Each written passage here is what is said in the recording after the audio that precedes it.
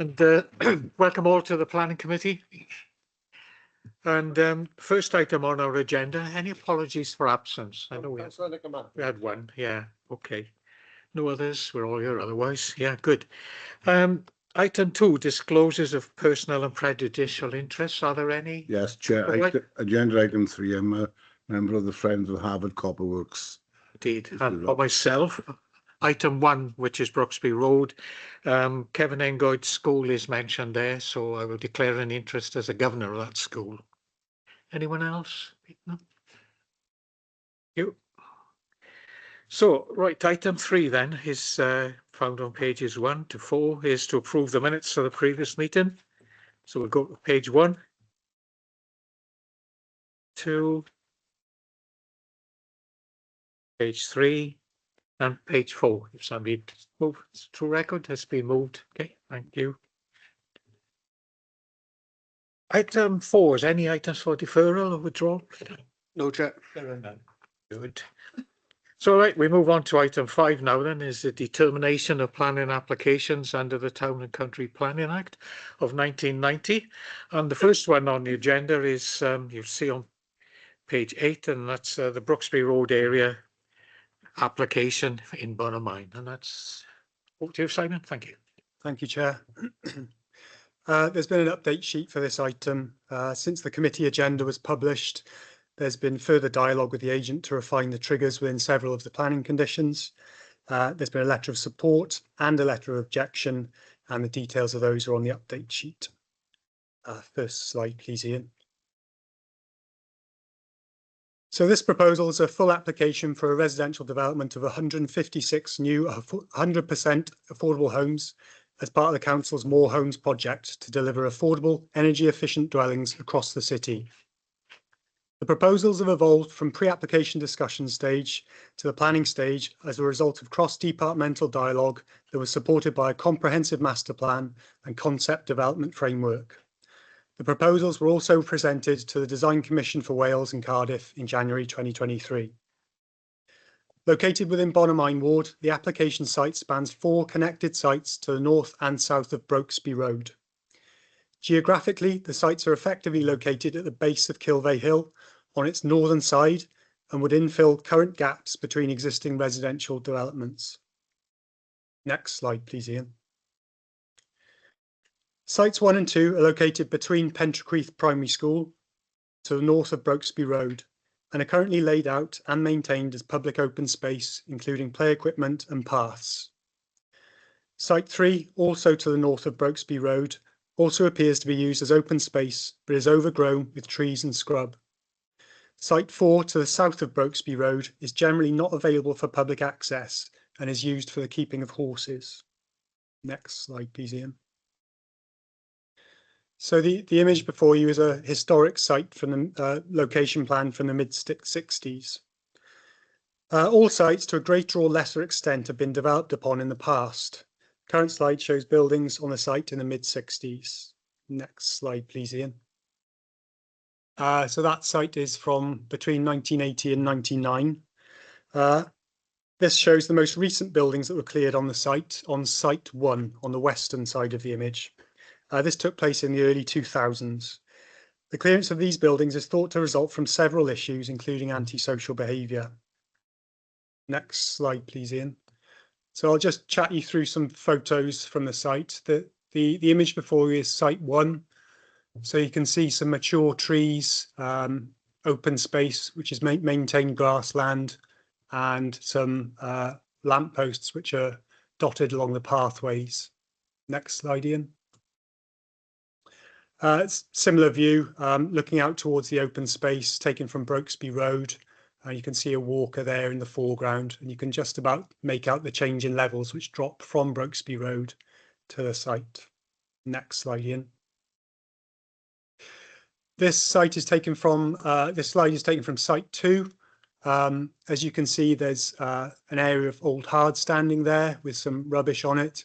And this is the more overgrown part of Site 2. You can see trees there in the background. Next slide.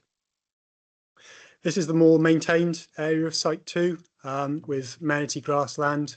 You can just make out the sort of sloping levels of Dartford Road in the background, and existing play equipment which is proposed to be relocated. Next slide, please, Ian. This is site 3, which is altogether more overgrown. It is passable in places, and there's some informal paths running through it. Next slide, Ian. Again, on site 3, you can see some informal paths through the overgrowth and trees. Dwellings in the background on Bonamine Road. Next slide. This is taken effectively from Brokesby Road, looking up towards site 4, which is on the southern side of Brokesby Road. And again, you can see it's got quite a lot of trees, and you can see the slopes of Kilvey Hill in the background. Next slide, Ian.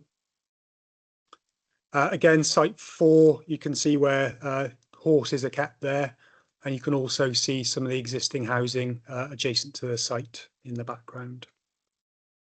Okay, next slide, Ian.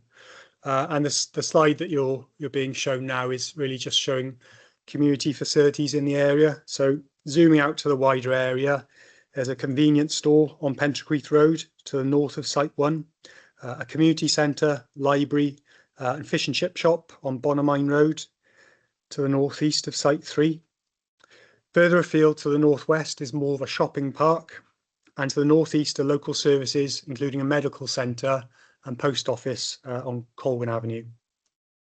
Next slide, Ian.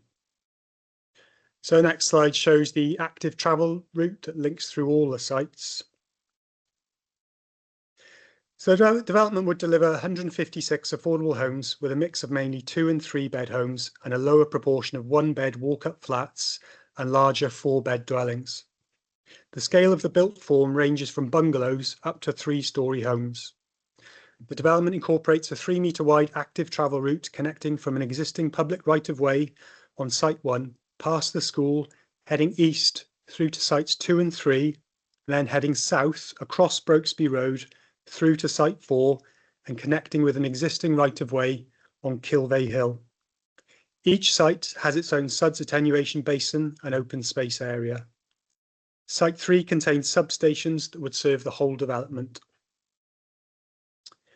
The application was advertised in the press and by site notices. Individual neighbours were also consulted where there were localised amendments to the plans. 20 letters of objection have been received. The concerns raised have been considered within the report and generally relate to drainage, traffic and pollution, residential amenity, impacts upon local services, including Pentrequeith Primary School, access and equality issues. Next slide, Ian. I'm just showing the LDP proposals map for the site there. There are a raft of LDP policies that are relevant to the consideration of this proposal, and all are set out within the committee report. Key policies are considered to be the Master Planning Principles Policy, SD2, for sites with a capacity of 100 homes or more, and PS2, which is the Council's placemaking and place management policy, together with the topic-specific policies relating to highway safety and the environment. In terms of the main issues, these relate to the principle of the development, given that the sites are not located for housing within the LDP, whether the proposals would accord with national planning policies and LDP policies in relation to placemaking, residential amenity, highway safety, and the environment generally. In terms of the principle of the development, the sites lie wholly within the urban area, but do border the countryside on Kilvey Hill to the south. So the countryside is the green boundary that you can see highlighted on the plan. LDP policy PS3 supports the creation of new neighbourhoods within established settlements. Part of the site is currently accessible green space, and concerns have been raised by objectors regarding its loss. The Council has undertaken an open space study which concluded that Bonamine Ward has sufficient open space provision. Notwithstanding this, the proposed development would incorporate meaningful open space areas with enhanced access and facilities. Overall, it's considered the principle of development is acceptable and would not conflict with LDP policies. Next slide, please, Ian. From a placemaking perspective, the proposal has been informed by a master plan approach and concept development framework as required by LDP policy SD2. The development would positively integrate with the surrounding neighbourhoods by enhancing links to the school, which you can make out in a blue cross on that image, connecting to existing routes and facilitating access to Kilvey Hill. Frontage development onto Brokesby Road to the south and Dartford Road, which runs between sites 2 and 3, would enhance natural surveillance in these areas, and the new streets are designed to provide safe and attractive routes. The density achieved at the site is lower than LDP targets, but this does reflect the constraints of the site, in particular the challenging levels which drop from south to north. The proposals show well-integrated green and blue infrastructure. Central to the scheme is the new multifunctional green corridor linking all 4 sites, providing a pedestrian cycle route, play space and SUDS feature. Mature trees have been retained in important locations where possible, including along Brokesby Road, to provide a mature landscape setting. Tree replacements are proposed within the site, having regard to the tree replacement standards within the supplementary planning guidance on trees. A local equipped area of play will be provided on Site 4, supplemented by local areas of play on Sites 1 and 2. There's an existing playground on Brokesby Road, which is marked with a red cross on the plan, and this has recently been upgraded and resurfaced. Playing pitches are also available at Bonamine Park.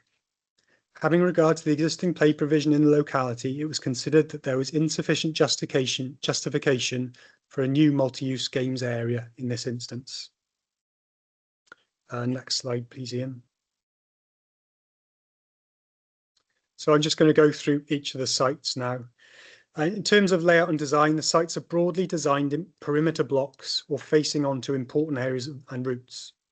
On Site 1, there is frontage development onto Brokesby Road, which is on the southern side of the image. And a central area of open space is overlooked by frontage development on 3 sides. Okay, on to Site 2 now, Ian. Site 2 has frontage development onto Brokesby Road and Dartford Road, and, like Site 1, 3-storey bookend units with windows in the side elevations facing onto key spaces. These would provide frontages onto new active travel routes and SUDS areas. Next slide, Ian, which is Site 3. The homes on Site 3 look both north onto the new active travel route and south onto Brokesby Road. A new central green and blue corridor would be overlooked by frontages on the adjacent dwellings. Okay, onto Site 4, Ian. On the southern side of, Site 4 is on the southern side of Brokesby Road, comprises a single loop road with perimeter blocks facing out onto the new street and homes facing onto the new play area and SUDS feature, which is in pink on the plan you can see. Okay, next slide, please, Ian. That slide is just showing a range of the house types that are proposed within the development. The character of the whole development would be modern, with a range of bespoke house types, including gable-fronted homes and 3-storey housing with flat roof sections and asymmetric roofs. As you can see, the homes would be predominantly faced in brick with some cladding to give a modern and robust finish. The homes are designed to be energy efficient to achieve a net zero carbon target, including features such as PV panels and ground source heat pumps. Mechanical ventilation and heat recovery systems are also proposed. Next slide, please, Ian. So the dwellings are predominantly going to be faced in brick. So as you saw from the previous visual, there's going to be a range of brick types that are proposed. This slide shows the different types of materials and brick shades that are indicated on the plans. So this slide shows 3 types of brick, a black tile, a red tile, and some of the properties actually have a mix of brick and timber style cladding or timber cladding. Next slide, please, Ian. So I'll just run through some visuals so you can actually look at the house types. So just remember that these are brick. There's no render being proposed as part of the development at this stage. So the first image you can see on the top is from the central space on Site 1, looking at the bookend units either side. The lower image is on Site 3, which is a dwellings either side, overlooking that central green infrastructure and active travel route. Next slide, Ian. So here's a range of visual images through the site. Top left image is from site 2. So that is the new terrace that slopes down Dartford Road. The image on the top right is 2-storey semi-detached properties, which are 2-storey at the front, but they're 3-storey at the back to take account of the change in levels. The bottom left image is also site 2. What you can see is bungalows on the right-hand side, and then new 2-storey dwellings and flats on the left-hand side. Bottom right, which is the final visual, shows the 3-storey properties which are backing onto Kilvey Hill, which are actually 2-storey at the back as well to take account of the levels. Okay. The council's placemaking officer is fully supportive of the proposals. The police design out crime officer has not objected to the application, but has flagged up 2 areas of residual concern on sites 1 and 3.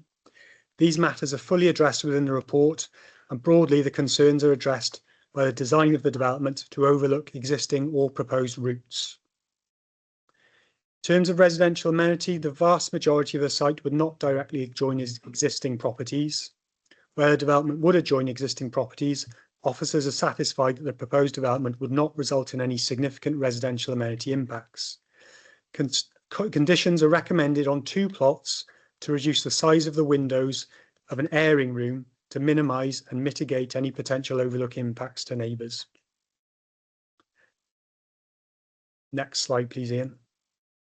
So there's just some example sections there being shown now through the site to show how the levels have been accommodated within the development.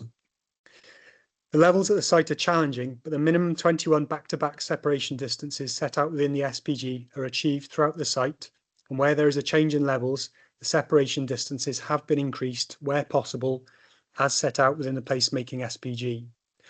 However, the guidance to increase separation distances by 2 metres for every 1 metre change in levels is not achievable.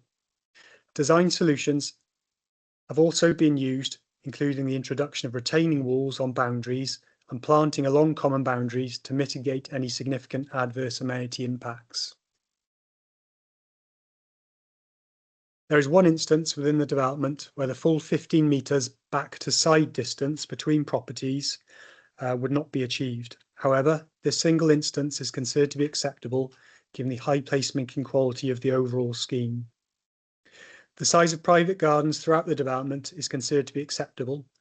There are occasional instances where properties would have smaller gardens, but overall, each plot, including flats, would benefit from suitable and usable private outdoor amenity space. The internal space within homes would meet WDQR standards and would comply with the space standards within the council's placemaking SPG. Next slide, please, Ian. In terms of access and highway safety, while concerns have been raised regarding potential traffic problems, the local highway authority have raised no concerns with proposed development in terms of traffic impacts upon the local network. The application has been accompanied by visibility and tracking information throughout the site to ensure the proposed streets function without resulting in harmful highway safety impacts. The local highway authority have raised some residual concerns regarding the height of boundary treatments near to junctions and the height and placement of landscaping. It's recommended that these matters can be addressed through conditions for boundary treatments and landscaping design. Off-street parking within the development would be provided mainly in side drive arrangements. On-street visitor spaces are indicated throughout the development. The level of parking across the site is considered to be acceptable, having regard to the guidance within the council's parking standards SPG. Overall, the local highway authority have not raised any objections to the proposed development. In terms of ecology and trees, a small proportion of the site would be located within the Kilvey Hill Site of Importance for Natural Conservation, and this area would be landscaped. The remainder of the sites are not designated sites of ecological importance. No European protected species were found on the site. However, reptile translocation will be required. 29 Category B trees would be removed to facilitate the development. However, 140 replacement trees are proposed. Having regard to the comments received from the Council's tree officer, ecologist, landscape officer and NRW, it is considered that appropriate avoidance, mitigation and enhancement measures have been set out within the proposals such that it is considered the stepwise approach to nature conservation has been followed. Subject to conditions, it's considered the proposed development would have an acceptable impact in terms of ecology and trees. In relation to other matters, there are no significant flooding issues at the site. Foul water would drain to the main system and Welsh Water have raised no capacity issues. However, there are potential issues with water supply that will require a modelling assessment and potentially reinforcement works. It is recommended that this is dealt with through a planning condition. Existing Welsh Water infrastructure crosses the site and this may need to be diverted. Again, it is recommended that this can be dealt with by a condition.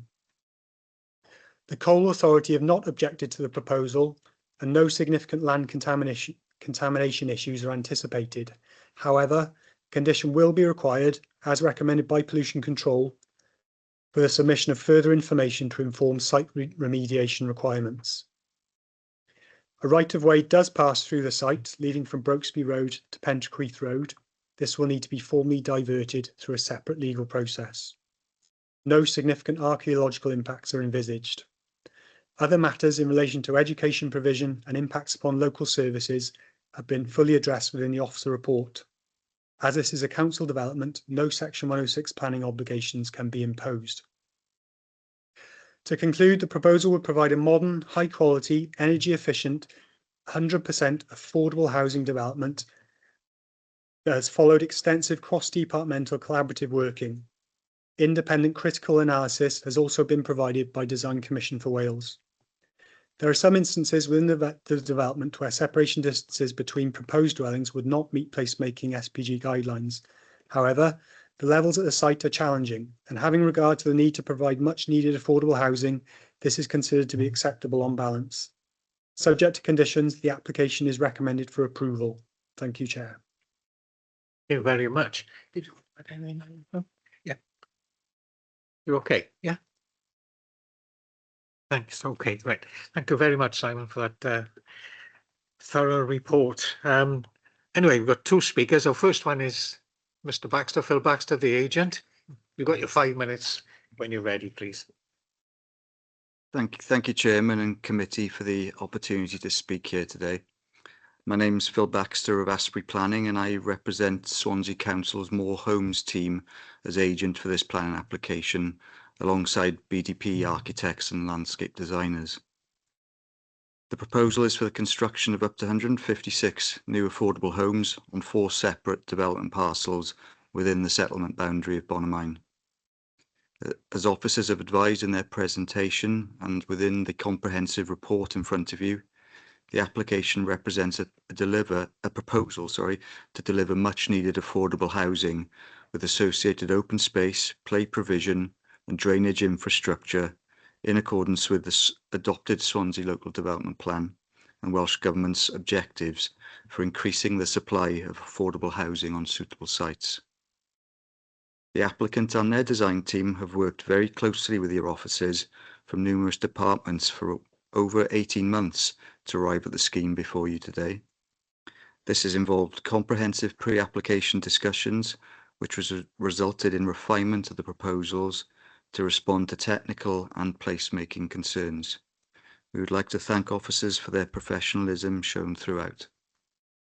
Furthermore, and in advance of undertaking the mandatory PAC process that took place in July of last year, the applicant also undertook a public engagement event in Bonamine Community Centre in January 2023.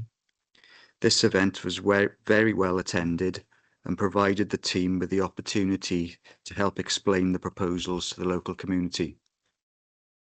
In addition, and as officers have said, further engagement has also taken place with the Design Commission for Wales, who have fully endorsed the proposals. The existing site context, constraints and landscape has influenced the proposed master plan for the sites, and through a detailed consideration of all elements the designers have been able to develop proposals that recognise the need for high-quality, sustainable architecture with a multifunctional green infrastructure network that supports active travel in an accessible location. As your officers have advised, the sites were previously developed with housing, but all were demolished and the sites cleared. The proposals aim to create a people-centred place that positively integrates with the surrounding neighbourhood through the incorporation of a new green corridor linking all 4 parcels with active travel paths, play space and sustainable drainage features. The proposals also provide the opportunity to improve connections to Pentrachwyth Primary School and numerous rights-of-ways in the vicinity. The application falls within the East Strategic Housing Policy Zone, where there is a need for affordable housing across all bedroom sizes. The proposals thereby comprise a mix of one bed, 2 bed, 3 bed and 4 bed units. There are also several bungalows incorporated into the master plan, which also help accommodate a specific need in the area. As previously mentioned, significant collaboration has taken place with all your officers to arrive at the scheme before you today and recommend it for approval. This scheme represents a very important development for the Council, being the largest More Homes scheme brought forward, and subject to consent being granted, will contribute towards the Council's ambitions for delivering energy-efficient, affordable homes for those in most need in Swansea. I conclude and agree with your officers that the development is acceptable in all respects and meets the objectives of Future Wales and the adopted local development plan. Many thanks for your time. Thank you very much. Councillor Evans, you wanted to speak? Thank you. Right. You have 5 minutes. Excuse me. Good afternoon. I'm Mandy Evans. I'm one of the 2 councillors that represent Bonamine Ward. Initially, I called in this application with concern over the travel plan and concern over the impact on such a massive development. I would like to note today that my concerns have been answered and I'm quite happy with the responses. It's fine. When we talk about impact on the community, I've lived in Bonamine a very long time and I remember these old estates, and I was brought up in a council estate, one that is still established, but I remember the promise of demolish and rebuild, and now is our opportunity to rebuild. This is massive for us as a community. The vision for a safe place where you know your neighbours, like all communities, Bonamine is big, it's bold, but it's Bonamine. So I, for one, embrace this opportunity to develop and to consider the needs and the demands on the people that I represent. 4 sites, Brooksby North, Brooksby South. It's a massive, massive enhancement to the community that will bring opportunities to the residents and to the younger generations that are not there currently. 21 bedroom units, massive on its own. 54 2-bedroom units, massive. 56 3-bedroom, much demand. 26 4-bedroom, we've got possibly 8 4-bedroom houses, and we've got big families who are struggling to live a decent life and care for, you know, their loved ones and their families. So for me, it is a massive positive on the community and to the families that I represent. And being a resident of Bonamine myself, wow, thank you for the work that's been done.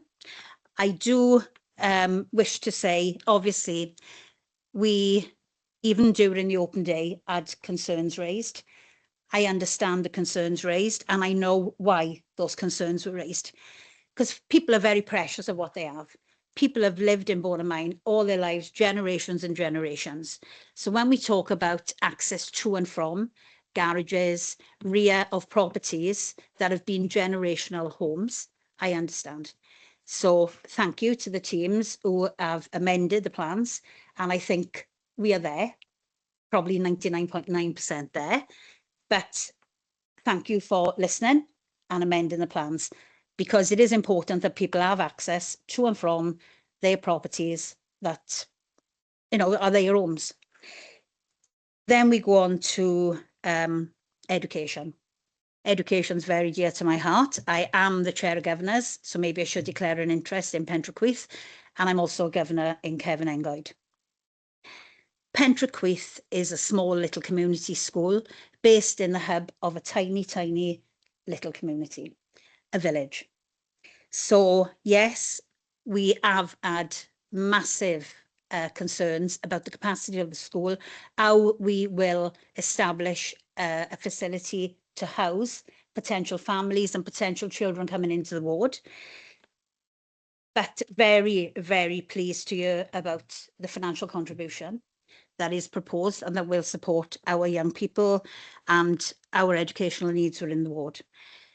And also, I think it needs to be said, when we talk about post-16 education, any facility we've had over the last 20, 30 years has all been diminished.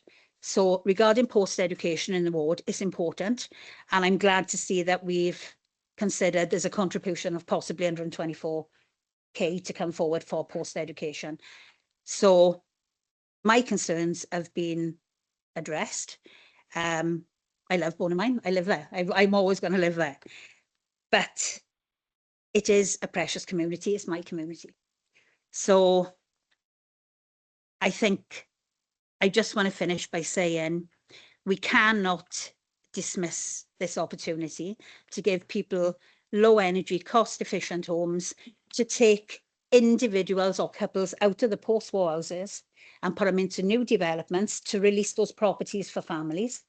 So there are win-win-win situations here. So I do support this application. Thank you. Thank you very much. That Councillor Black, Councillor White and Councillor Jones. Thank you.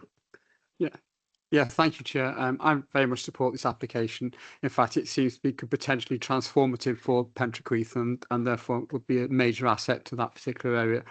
My questions are mostly process questions, I'm afraid to say, around the education contribution. I mean, as the officer has pointed out, we can't enforce a Section 106 agreement. So effectively, the contribution which is mentioned in the report is there open to negotiation between education and housing without the usual means of enforcing that contribution on the education department. So I'm just wondering how that mechanism works. If, you know, if education, if housing says, well, actually we think it should be 1 million, not 1.28 million, how does that? And then the other question, which is, I'm sure there's an answer to this. This is money from the housing revenue account, and we're being asked to give that money into the general account. Is that legal, given the housing revenue account is ring fenced without a legal agreement to do so as part of the development? I'm just raising that issue. I'm sure it is, but I'm just wondering how that works.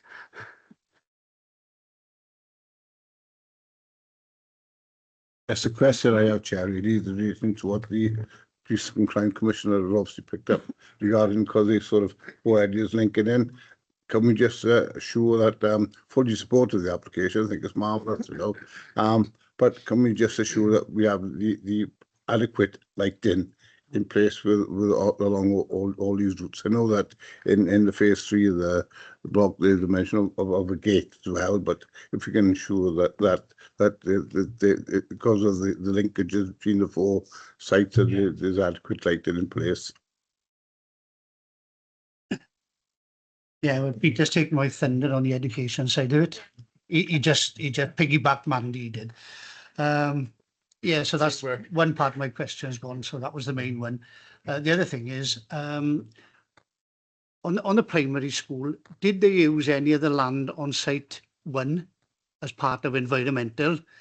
And if so, how is this going to affect the school? There's also a play area coming on site 1. Will the school be entitled to access that? Because I don't know the area and I don't know what the sites look like, to be quite honest. Right. Councillor, yeah. Thank you. My question was also taken by Peter Black about education, but my other one is the one I always raise, is about the attenuation pond. And I think on the diagram, it showed the children's playground next to it. So I was a little bit concerned of how it's going to be managed? Because obviously, are there going to be railings around it, or is it not going to be very deep? Because it says something, there won't be very much water in it. Well, with the rain we've been getting, I'd be very worried about the amount of water that's going to be in this pond. And the other one, I think it was also again on slide 3, it said something about the green corridor or the green space, but it did only look like a pathway. So maybe it's the angle of the photograph that was taken and not actually what is actually on site. And I think this is the last one. It's all to do with water, sorry. It says there's a condition on page 61. That's number 4, actually. It says no development shall take place within each site until details of a scheme to divert any distribution and non-operational water mains. And then it says the reason is to protect the integrity of the public water main. Well, if it's non-operational, surely that means it's defunct and it shouldn't have any impact. I'm just wondering why the wording is like that. It just confused me a little. There is another one about potable water. That's another condition, but I presume that's to do with the capacity of the water main, wherever it might be, going into these 4 sites. So maybe we can have a bit more explanation about the water and the drainage, sorry, and where it's going to go. Thank you. Would current people from Ballymine, sorry? It's on? It is on. It is on. Yes, it is. No, it's okay. Very quiet. I'm well guarded each time. No, the question is this. I think that it looks like an exciting new estate. And certainly we had a similar one in Scourge. And the strange thing is, local people did have first chance of moving in. And if you've got people in Ballymine that want to remain in Ballymine, would they be put top of the list? Thanks. I got no other hands up to speak. Okay. Respond to, sorry, Simon. Sorry, that's fine. Councillor Black's first comment about the education contribution. So as we've explained, effectively, because it's a council development, we can't insist on a certain amount in planning terms being secured through the planning process. It'll be through the departments to agree what would be the most appropriate amount, and I would assume as we do as a planning authority, we look at what capacity is currently available and what the proposed development would, how it would potentially impact given current surplus capacity or any deficiency in capacity. So there's a calculation that is used in this supplementary planning guidance to work out what is required, which is where these figures have come from the education department. But you've got to look at that against what surplus capacity the school has and whether in fact the development would have a harmful impact on education provision. So it's not something that we can sort of comment on in terms of the planning authority. There's been a request from the education department, and that's something that will need to be discussed between housing and education. So we've left it as that effectively. I can't provide any guarantees, I'm afraid, but you know, as a council, I'm sure that we can reach an agreeable solution. Should I have a word there? Thank you.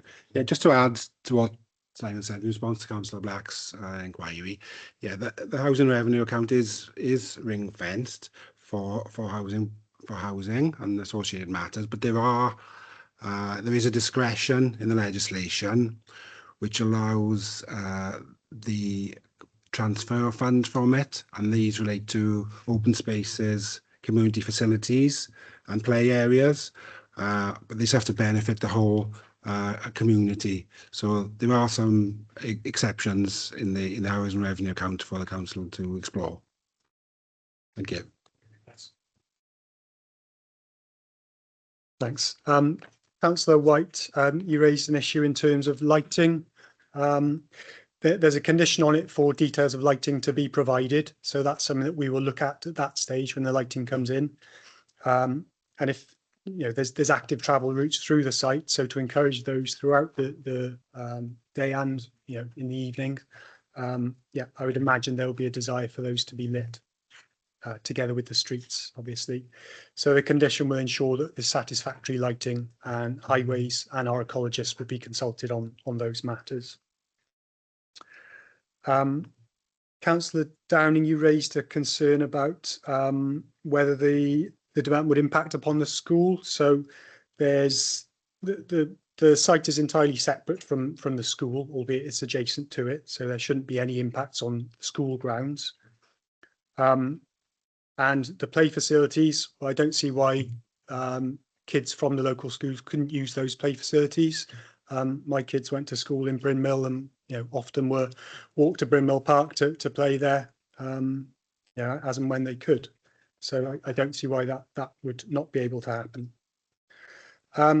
Councillor Jones, you raised an issue about the attenuation ponds and the proximity of the play areas to those. So obviously, as part of the development, there's been discussions with the council's drainage officer in terms of the SUDS requirements.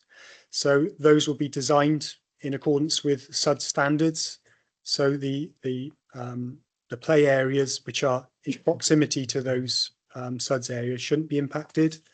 In the report, we've set out that these SUDS areas and basins, they will be dry for the vast majority of the time.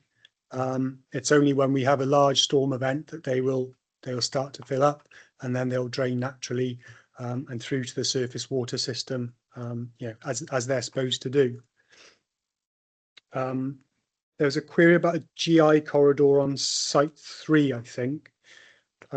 So Site 3 is the main, there's a central area of open space, which is also an active travel route, a GI corridor and a SUDS corridor. So that is an integral part of the development that links in through to the active travel route and other SUDS basins.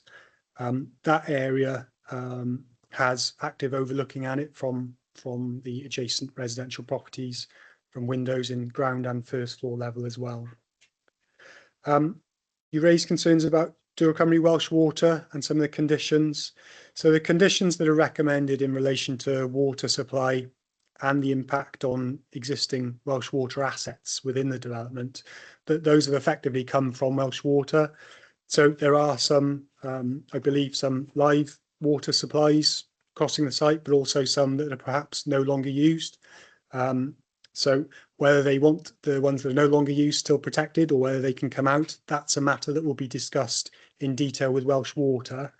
But the provision is there really to protect any that need to be protected. And if any need to come out, then it'll all be in discussions with Welsh Water. So that when the applicant comes in to discharge those conditions, we will consult Welsh Water at that stage so that they're happy with whatever happens to their assets that go through the site.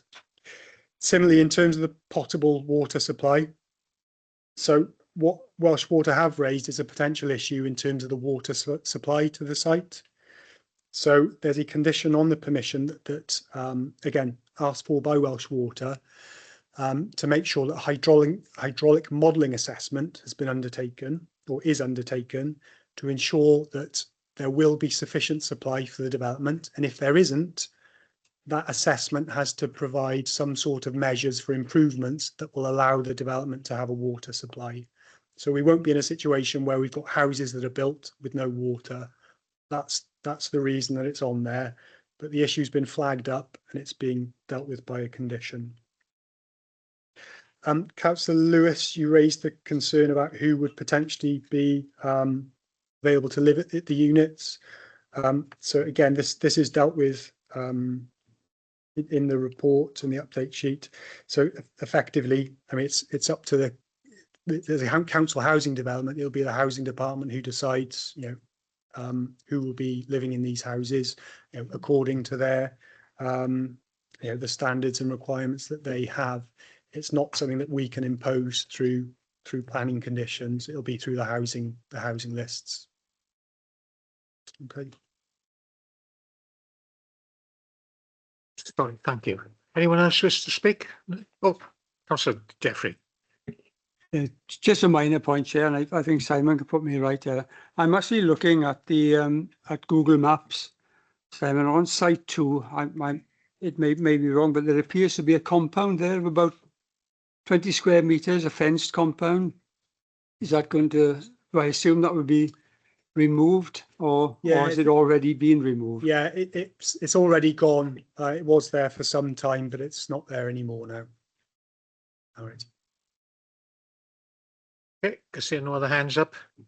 Just for myself, I'd like to, as one of the other ward member, I'd like to thank everyone, particularly from Asbury from the very beginning, you know, holding the public consultation, the pre-app consultation as well, was very professionally handled, and likewise from the planning department. Thank you, Simon. And so that's what along the way has helped to allay a lot of concerns, is that the quick response from everyone, housing department as well, I should say, has been able to get that message out and respond to everyone's concerns. But, you know, as well, in terms of housing need, it brings back into use sites that were housing sites. I'm old enough to remember early days of my life, prefabs there, the flats. Yeah, you're not in them. Yeah, you can remember them. Yeah, so for me, you know, I'm quite happy with the outcome and from everyone, and thank you once again. And also pleased to see that the design of the properties as well is to me excellent. So thank you all, and unless anyone else wishes to speak, we can move to a vote, which the recommendation on page 57 is to approve. So if you would please, Gareth. Yeah, Councillor Meyer-Baker. For. Peter Black. 4. Phil Downing. 4. Alan Jeffrey. 4. Mary Jones. 4. Mike Lewis. 4. Richard Lewis. 4. Mark Tribe. 4. Mike White. 4. Andrew Williams. 4. 4 Light. And 4.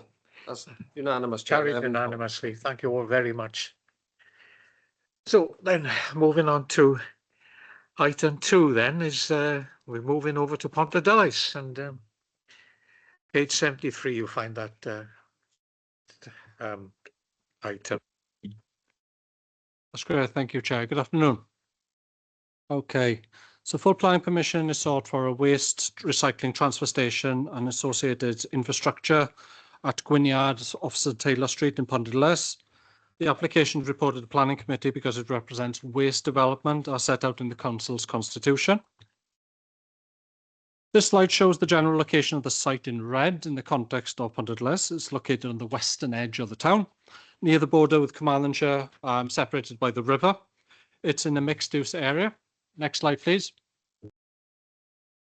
So here's a more detailed location of the site, together with the access is defined in red. Access is from a lane off St Taylor Street, which travels alongside the former Gwyn Hotel, an intermittent car wash and a metal fabricator. The site compound covers an area of approximately 0.3 hectares. Next slide, please. So following an analysis of the information available, it's concluded that the site has historically been used as a scrapyard and is currently being used in association with a skip hire business.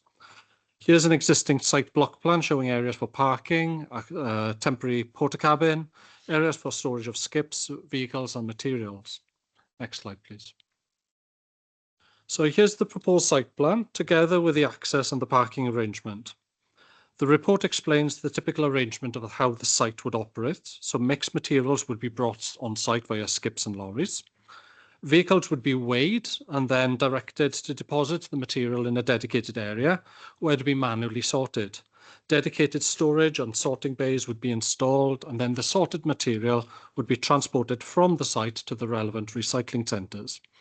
No permanent buildings are proposed apart from the porta cabin and the silos and hard standing and boundary treatments, and the equipment and features within the site would be largely movable. The facility will allow a maximum quantity of around 1,500 tonnes of waste to be recycled at the site. There's no intention to take hazardous waste on the site, and it would operate in accordance with separate licensing and permit arrangement, such as those issued by Natural Resources Wales. Next slide, please.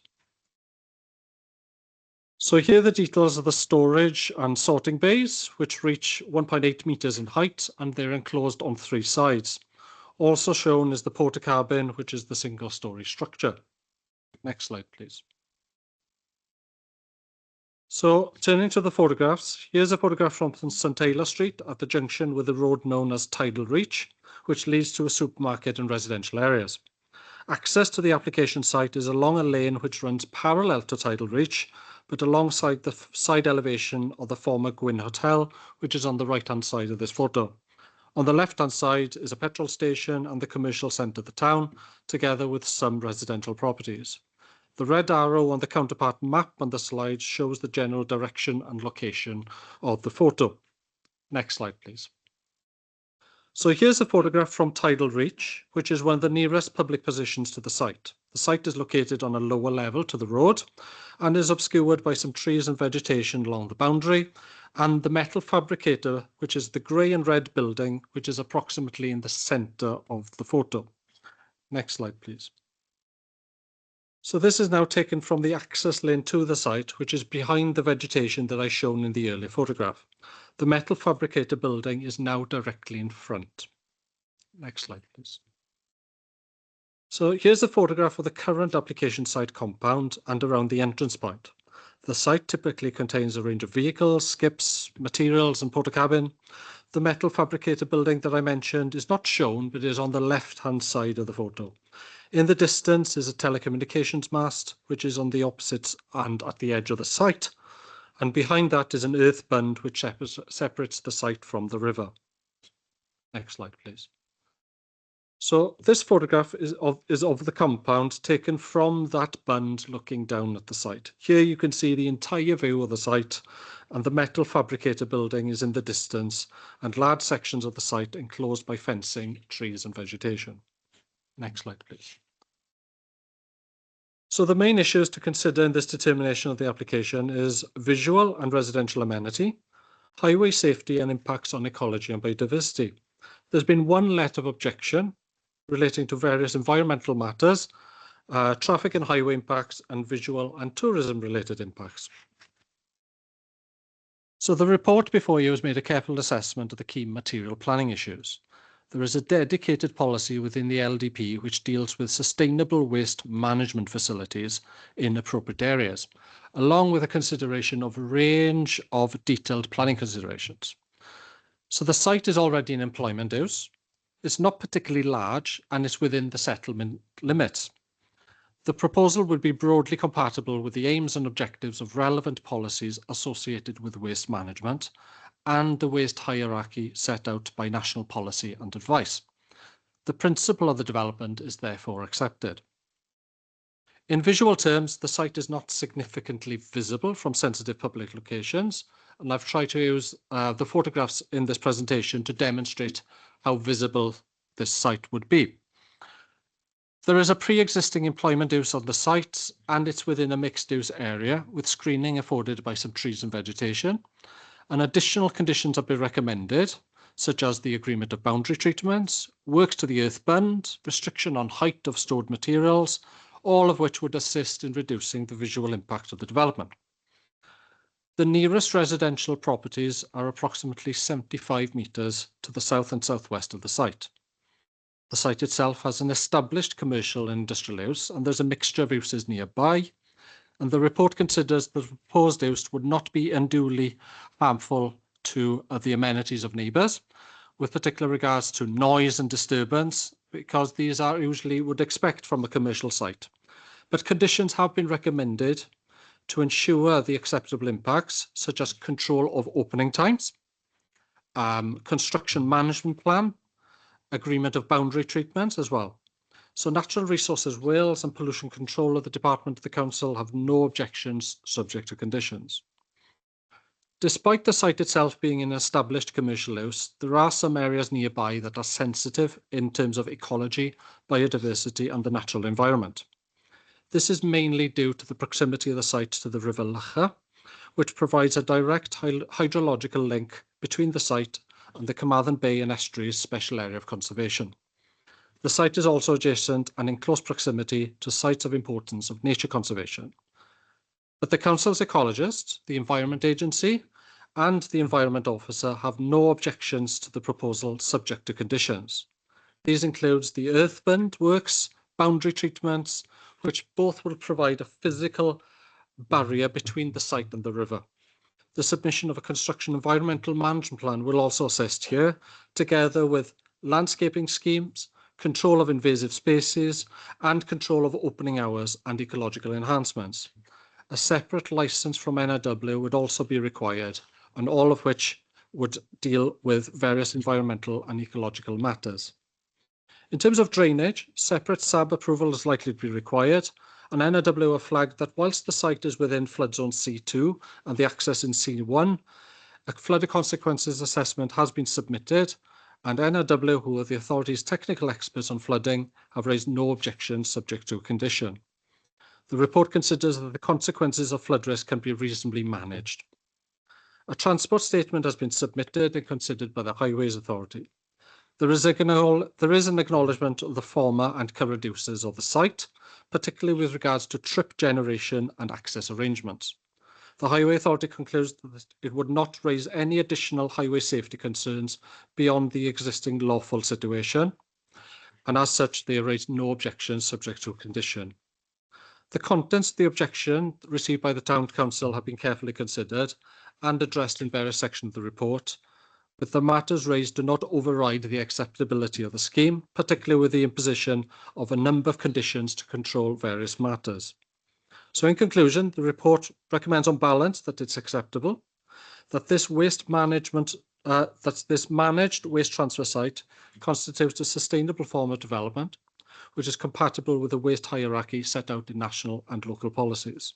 And subject to conditions, it's reasonably demonstrated that it would not have an unacceptable impact on the area. So the recommendation is to approve. Thank you, Chair. Thank you very much. I do have, it hasn't turned up, speaker. Yeah, he's online. Oh, there you are. That's great. Very well then. Mr. Scarborough, wish to address the committee? Yes, please. Yeah. Thank you. Thank you.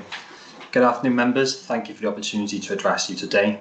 My name is James Scarborough, agent on behalf of the applicant for the scheme. As you are all aware, this application has been recommended for approval, and as such, I'll keep my speech relatively brief. Without repeating the content of the report before you, officers have closely and carefully assessed the planning application and have found that it is acceptable in all respects. The principle of development has, of course, been considered to be acceptable by officers, and in that it is in accordance with both national and local planning policies, as well as the pertinent waste hierarchy. Moreover, officers have deemed that the proposed scheme is acceptable from an amenity perspective through the implementation of appropriate mitigation measures. To support the planning application, extensive assessment work was carried out and submitted to ensure that a well-designed and thought-out proposal is presented.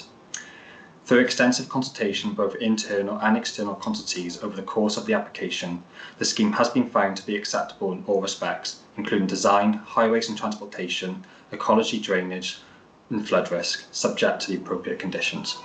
There have been no technical objections raised by consultees to the proposal accordingly. The proposed development will bring about significant economic benefits to the local area through the creation of employment opportunities associated with the operation of the proposal. Accordingly, the scheme represents an economically exciting proposal for the area. In respect of highways and transportation, the Highway Authority have not raised any objection to the proposals. In terms of transport, the site is well served by public transport and active travel for proposed workers. Moreover, vehicular traffic movements to and from the site have been considered and assessed by the Highway Authority and found to be acceptable in respect of highway safety upon the local network. It is the applicant's intention that over the next 5 to 10 years, the fleet of vehicles associated with the operation of the facility will be fully electric, further enhancing the environmental credentials of the development. As set out in the officer's assessment, the proposed development will not result in any unacceptable ecological impacts, and the completed habitats regulation assessment has confirmed that the development will not have any significant adverse impact on the SAC and relevant biodiversity interests. A long-term knotweed treatment and management plan has been submitted as part of the application to set out the management practices that will be implemented over the long term. Accordingly, there have been no adverse comments received from the Council's Biodiversity Officer. In respect to drainage, a separate SAB application will be submitted by the applicant for the proposed surface water management and disposal within the site. With regards to flood risk, the applicant submitted a flood consequences assessment as part of the application, which NRW have reviewed and confirmed their agreement to its findings. Accordingly, the proposal is acceptable in terms of flood risk. To conclude, and in line with the Officer's conclusions, the development is in accordance with the aims and objectives of both local and national planning policy. It is in this context that planning officers and statutory quantities have found that the scheme and its detail is suitable and acceptable in all respects, and the application is recommended for approval accordingly. I therefore respectfully urge you to support the application recommended by your officers. Thank you very much for your time. Thank you very much. I got board member first, Councillor Downing, then Councillor White. Yeah, thank you, Chair. To be consistent, I went back to 2019 and I had a look at my notes, but it was withdrawn. But I'm going to ask for the same things because nothing changes. And I'll start with the construction environmental management plan. And just a couple of lines on that says traffic management details and site deliveries, plant on site, wheel wash facilities. And what I'm asking for, the same as then, is can we have the wheel wash facilities to stay on site for the length of this planning application? Because if you notice, the lane going down was muddy, the actual site was muddy, and all the traffic coming out here are going on to the A48. So I would like that wheel wash to remain, and if we can put it in anywhere you want to, condition, doesn't really bother me. So whether you can do that. The other one is when they leave the site, there is a left turn only, and that's all we've got is an arrow on the floor saying turn left, and I've witnessed lorries turning right. So again, I'm looking if we can get the developer to put a sign to say left turn only or no right turn, again, either one. So can we do that? Because there's also other vehicles that use it, and a lot of them ignore the turning left and they go right, which is going across the road, smack into traffic lights. So if they do it properly, they go up the road, round the roundabout and come back down. Great. Then I'm going to go on to, it's got the earth bund along the northern and western boundaries. Well, I visited the site when the first application with the officer, and the bund was a good bund. So I don't know, has it deteriorated over those 6-7 years? Is this why it's been put in? If so, then we should always monitor that to make sure that it is as it was before, because I thought it was very good. Not that I know much about it, but it was high and it looked good. Because as you're well aware, there is a river right next to this. You've then gone on to say the close boarded timber fencing. Which side of the bund is that? Is it the river side or is it the actual transfer side? Those are the only things I've got on that. I will make a little small reference to the lane, because you notice it was a lane. So you're not going to see two Arctics passing each other there. But as you do come up to the Gwyn Hotel, the entrance, there is a space for two to be together. So as long as they use their heads, they're all right. But if they do make a move one way or the other, they're going to get stuck. Because there is a wash place there now, and there is a fence there which makes the lane a lane. As it was before, they could pull in, but there is no pull in there at the moment. And the last, I'm going to congratulate the officer for saying this was off St. Tyler Street, because the actual report says it's off Water Street. So I was going to give you a geographic appraisal of Ponderlice, but there's no need now, as it's called St. Tyler Street, not Water Street. Yeah. That's all. Thank you, Chair. Thank you. Councillor White. Good, Chair. Yeah, I say I know it obviously can be like a waste centre and for materials. That is there any possibility of how we can monitor what type of waste? And also, I see nothing in the conditions, but possibly they could burn in, go on that site, that we put a condition that no burning is allowed on that site, because we have got issues within our wards where we have got these sort of premises, and next thing you know, we've got all toxic smoke blown all over the place. So if we can put a condition into that, there'll be no burning of waste on site. Thank you, Chair. Thank you. I've got no other hands up. Oh, sorry, go on. I didn't bring up the hazardous side of it because I knew what Mike was going to say. So I thought I'd let him have something as well. But obviously that is important. Obviously that is important, that we don't know what's going on there. And like I said, the river is right next door. I know they got to get SAB, which one thing I got to say, yeah, I'm glad we have now got SAB. So that's something else that they may have it today if we vote for approval, but they still won't have it until they get the SAB as well. So, and of course, I didn't think about the burning. Okay. I got no. Oh, sorry, Councillor Tribe. Just a quick query, really. I did read there's no intention to move hazardous waste, but as Councillor Down has mentioned, there's a significant water course which runs adjacent to this site. If that policy was to change, will they have to resubmit a further application? Because what will concern me is the contamination. That's my query. Thank you. Thank you. Oh, okay. Sorry, Chair, I forgot. Did we consult with Carmarthen Council on this? Because you can't see this site from Pontylice, but you can see it from Escoed Road, Hendy, which is way above this site, looking down on it. So I don't know whereabouts you live, Aileen, but if you're on Escoed Road. Okay, thank you. Right, there are a few items there. Thank you. Yeah, okay, quite a few questions. I'll start off then with Councillor Downing's query. I am sorry we don't have a highway representative at this planning committee, but I'll do my best to try and answer some of the queries, because a lot of your queries does relate to highway matters. The wheel wash facility is certainly part of the construction side of things. Highways haven't recommended that would be carried forward, but I do note your point that you'll have vehicles going up and down this lane, which could involve debris and things going onto the public highway. My only response to that is, under the Highway Act, separately under the Highway Act of 1980, that if something or somebody is causing harm to a public highway, that they do have separate legislation under the Highway Act to be able to deal with that. I'm just checking with my legal officer's colleague to see if I'm correct there. Yes, you are correct. You are. Okay. So the balance of whether or not a condition could be on, my instincts are telling me it probably goes beyond what we can control in the planning system, but there is a separate highway ability to deal with that under the Highway Act separately.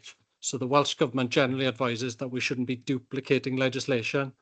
So if there is a separate legislation dedicated to look after public highways, then the role of the planning system is to mitigate the harm arising from the construction. But if there continues to be harm on the public highway, that there is a separate piece of legislation to do that. But if you as a committee feel that that is justified, then you are open to consider whether or not an additional condition for a wastewater facility is justified in this instance. But bearing in mind, I have explained that there is a separate legislation that I'm led to believe that is in place. For the scheme of signage, yes, if again, you could put a condition down for a scheme of signage to be agreed as part of the submission, if you feel that that justifies in highway safety terms to make it acceptable. I'm not too sure if there's a traffic order in place here, which in law requires a left-hand turn or right-hand turn, etc. That's my only reservation as to whether or not there is a traffic order in place on this particular stretch of road. But I can understand if you would require a scheme of signage, then that again could be subject to a condition. With the bund, this was given quite a lot of consideration because we did acknowledge the ecological sensitivity of the site, not only the ecology side, but also from the pollution control as well. And the largest part of the report that's before you does focus on ecology and pollution control, and we've made sure that we've dot the I's and crossed the T's in that respect, because NRW, the Council's Pollution Control Department, the Environmental Health Officer, everybody has played a contribution in this particular aspect. There is a dedicated condition on the bund, and that is condition number 13 in the report, which is on page 96. The reason why that condition is on there is when you look at the bund as it exists at the moment, and when you look at the site plan as they've proposed, it suggests that the size of the compound will be enlarged slightly and eat slightly into the bund at the moment. Now then, in order for us to be secure and certain that the bund is effective, not only as provide a good barrier between the river and the site itself, that condition there is to safeguard that whatever happens to the site compound itself, that we will have details of the bund. And the reason for it covers a multitude of issues. The reason in the interest of visual amenity, residential and general amenity, ecology and biodiversity, and for the protection of the environment and pollution prevention. So that condition there is to deal with any works that exist to the bund as you've seen it at the moment, that bund is likely to be altered as a result of the implementation of this scheme, but that condition safeguards that whatever alteration is made, that we have covered it. When it comes to the timber fencing, again, that is related to the bund itself. Depending on the extent of works to the bund, then there is, at the moment, I would say that the bund in itself is a good barrier, and there is unlikely to be a need to have a fence on top of the bund. But if they are doing extensive works to the bund, then condition 12, which requires the fencing, that then gives us an option to be able to have fencing and a bund combination. But also, the timber fencing also will cover all, the condition is worded around the boundaries of the site. So that allows other sections of the site to be enclosed by boundary treatment. We haven't asked for like mesh fencing or anything. We want the condition requires a close bordered fencing, something that's quite solid. So the reason for that is to avoid any debris or material leaching out of the site. And we wanted a physical barrier essentially there. So the combination of condition 12 and 13, they almost work in hand, depending on the response that they put for condition 13 will influence how condition 12 is dealt with as well. Now then, in terms of Councillor White's comment on waste monitoring, I believe waste monitoring is usually done by the licensing and permit, which is done by Environment Agency Wales. And that equally applies to Councillor Tribe's comments about the hazardous waste, is in land use terms, the granting of this site is for a waste transfer site. It doesn't necessarily specify what type of waste per se, but that is covered by the licensing department. So the role of the planning department here is to cover the land use aspects of it, but the specifics of what waste are they allowed to bring on the site, that is an environmental matter that's covered by Natural Resources Wales and the environment. So again, the role of the planning department is not necessarily to duplicate legislation. That's why there is separate legislation and permit involved. In terms of burning of material, I'm not aware that this site allows the burning of material, because what has actually been applied for is a waste transfer site, not a waste disposal site, if you know what I mean. The proposal is not to, bury landfill and bury waste or whatever it is. The whole purpose here is to bring mixed waste, to separate it, to find out what are the usable things which can be then transported to recycled areas. And then the aim of the game essentially is to reduce the amount of material that goes into landfill. So this is essentially a waste transfer site rather than a waste landfill or disposal site. So that would be my response when it comes to the burning of materials, because this permission doesn't necessarily extend to that degree. So again, in the absence of our highway colleagues, I've tried my best to answer the questions that you've had, and I hope I hope you're capable now of making your decision. Thank you very much. Thank you, John. Thank you, Chair. And just to add to Eileen's comments about the right, the left turn, if there isn't one in place, well, the traffic team, you could ask them to, because it's separate legislation, to impose a TRO for left turn if there isn't one already. So that's part of their normal functions. Or if there is one, to put better signage or road markings to make it clearer. So it's separately to this, that can be dealt with.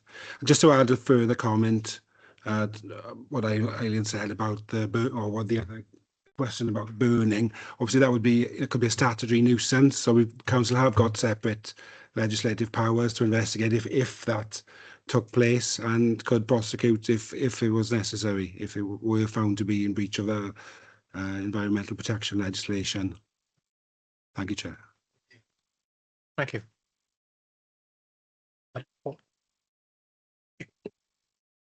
I wasn't going to come back, but Eileen spoke. So on the wheel wash, what I'm trying to say is we've got to wait for them to take debris off site onto A48 and then complain about it and then get something done. I was trying to cut the middleman out and do that source. The other thing is, you were saying that where the bund is, there will not be a timber fence. Yes or no? Not necessarily. At the moment, there is no timber fence because the bund is effective. It's a good barrier at the moment.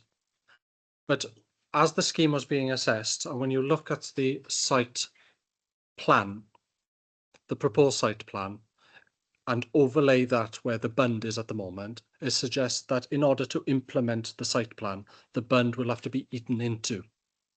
So the condition there is essentially to ensure that we agree the details of the bund, to ensure its effectiveness for visual, pollution control, the ecology. Now then, if the bund in itself, after it's been altered, remains ineffective, then there is a separate condition then which allows the agreement of boundary treatments. So you could have a scenario where you have a bund and a boundary treatment on top, as long as, but that won't be necessary if the bund itself, after it's been altered, remains effective. Right, so can we put the words in as well? Yep. With the bund being a minimum of 1.8 metres? Because you got 1.8 metres for the fence, but you got nothing for the bund.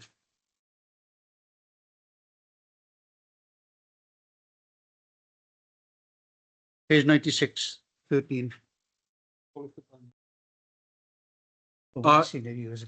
Yes, you could add that if you wanted it to be a minimum height of 1.8. Because that's the size that they can tip the stuff. Yes, yeah. If you'd like that condition 13 amended to say Just to details of a minimum 1.8 metre, yeah, that seems reasonable. And just for your information, on page, can't remember what it is,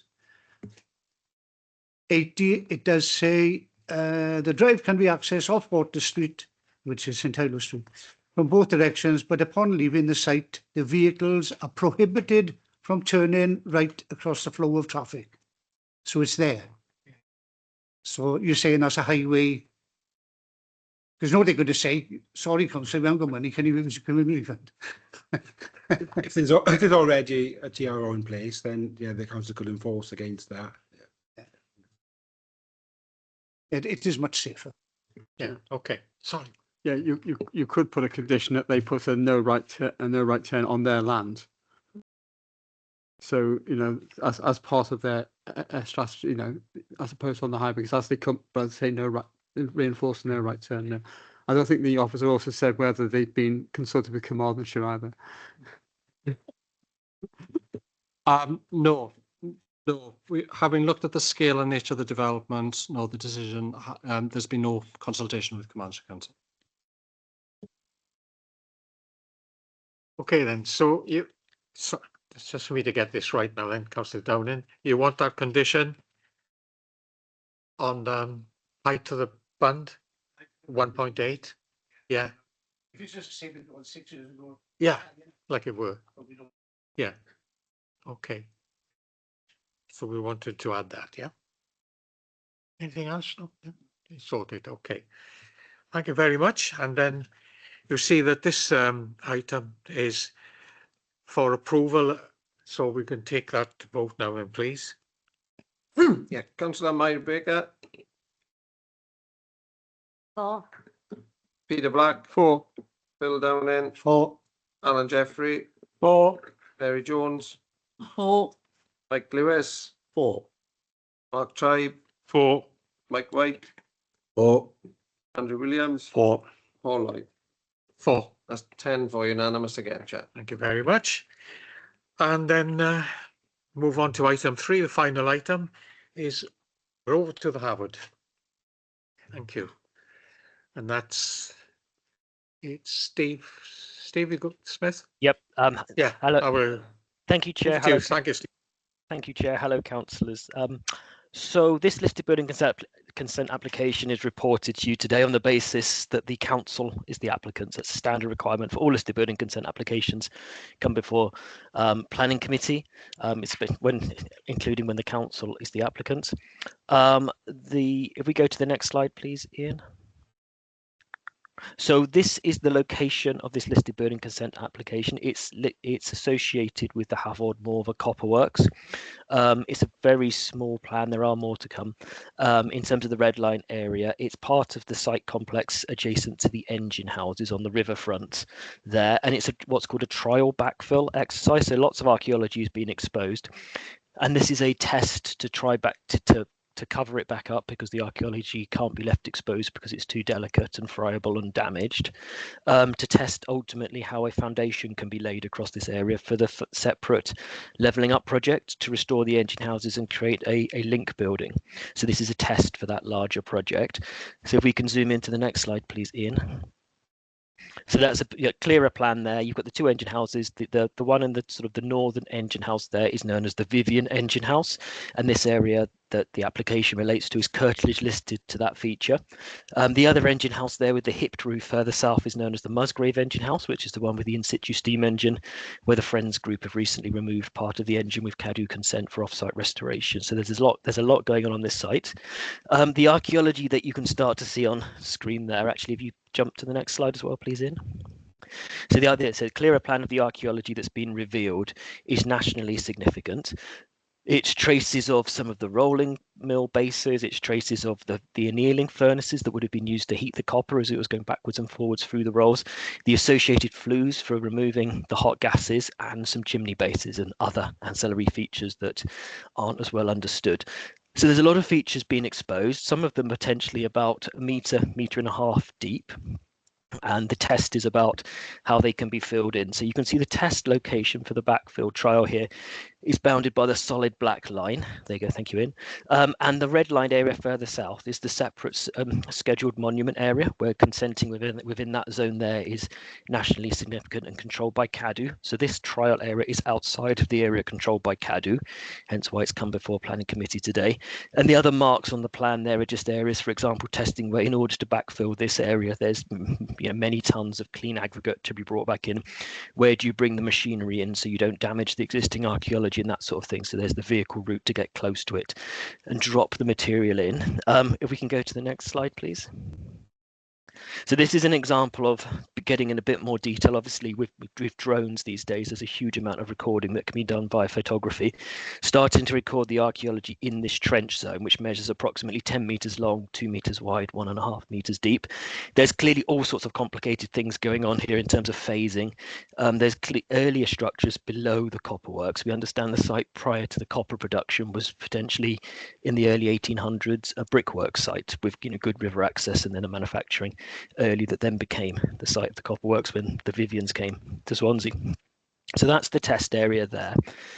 It's being recorded and supervised by Black Mountain Archaeology to accredited archaeological standards. The application has been commented upon by HENEB, which is the new name for the Glamorgan Gwent Archaeological Trust, so by the council's archaeological advisors to confirm it needs to be recorded to these standards, and also by CADU for the relationship to the setting of the ancient monument, which they're content with.